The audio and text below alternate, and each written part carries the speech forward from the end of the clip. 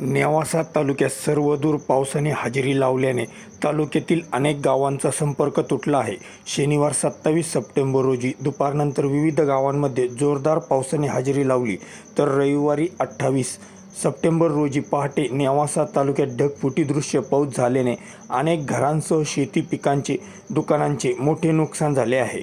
सोने गावातील विविध घरांमध्ये पाणी शिरले आहे, तर कौतिकी नदीला पूर आल्याने मुख्य बाजारपेठेतील रस्त्यांना नदीचे स्वरूप प्राप्त झाले आहे.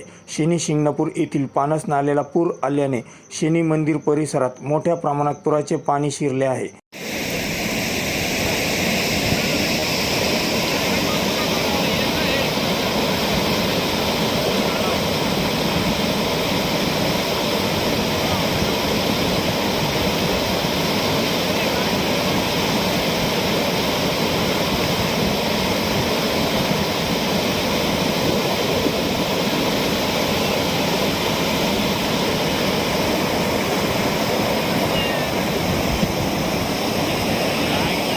पाचेगाव येथील प्रवरा नदीवरील पाचेगाव गोनेगावला जोडणाऱ्या पुलावरून मोठ्या प्रमाणात पाणी वाहत आहे.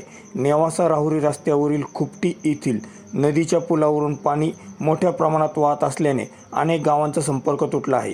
नेवासा शहर परिसरातील नेवासा, रानमळा, हांडीनिमगाव, नेवासा, खुपटी, उस्तळ रोडवरील पुलांवरील वाहत्या पाण्यातून नागरिक जीव धोक्यात घालून प्रवास करताना रविवारी चित्र बघायला मिळाले.